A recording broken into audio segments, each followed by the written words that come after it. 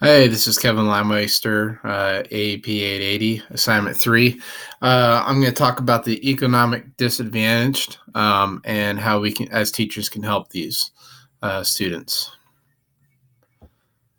Uh, One thing that I want to point out here, when you look at our school, Norton Middle School, this is kind of the makeup of our kids. As you can see, there's not a lot of diversity when it comes to ethnicity, primarily just white students.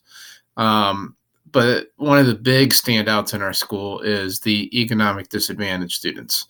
34% of our students, this is for the 2017-2018 school year, were considered economic disadvantaged. So we're going to talk a little bit about what that might mean and some of the issues that they might face.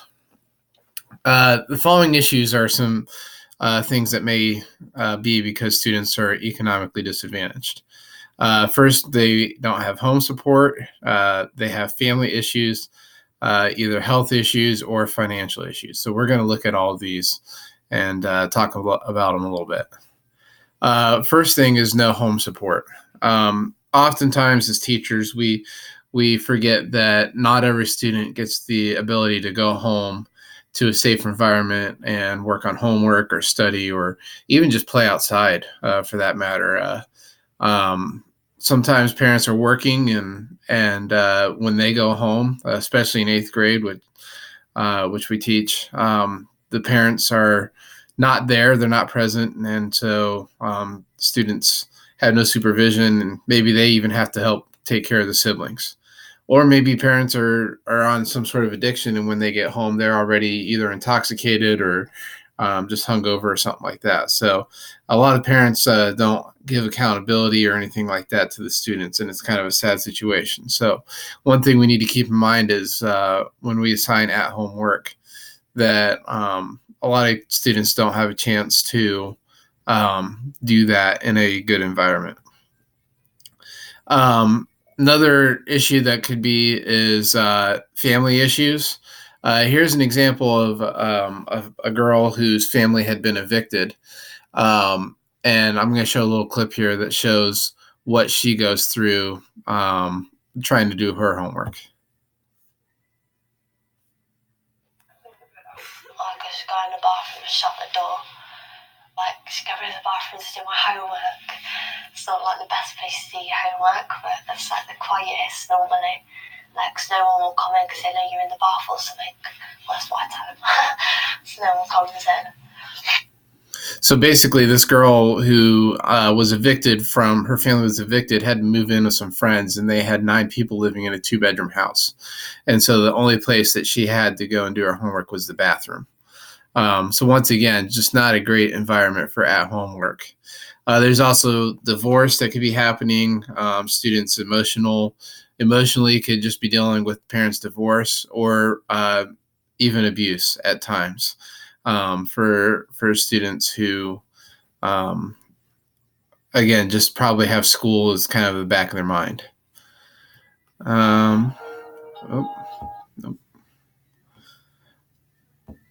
All right, next thing is health issues. Um, Physical is the obvious one. If there's physical health, then obviously we need to accommodate students for that. But the big thing that we might forget about is mental health. In that same video that I showed later on, it mentions that 135,000 people's mental health get worse every year because of homelessness. So when families are experiencing just a hardship or a bad time, there's a good chance that they could also be facing health issues mentally as well. And so, again, you're lacking that support from home where a parent could either help with homework, or even if you give a parent a call, you may not get much help from the parent because they're going through too much right now where their child's schooling is kind of at the back of their mind. And then there's financial issues. I think this is kind of an obvious one. I found a good quote here. It says, "Many people say poverty is because of laziness, lack of discipline, or weak character. In reality, poverty happens for dozens of reasons, which is why it's so important that we understand the depths of the challenges faced by children from disadvantaged homes."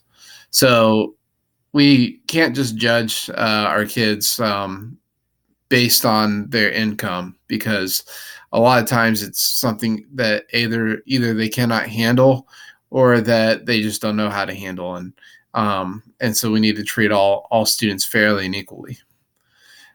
So here's the references, and I just want to leave you with the thoughts that we have a very large amount of economically disadvantaged students in our school, and the question is, what are we doing as teachers to help them? Are we assigning a lot of homework? Are we giving time in class to help out? Are we offering tutoring for these kids who don't have the resources?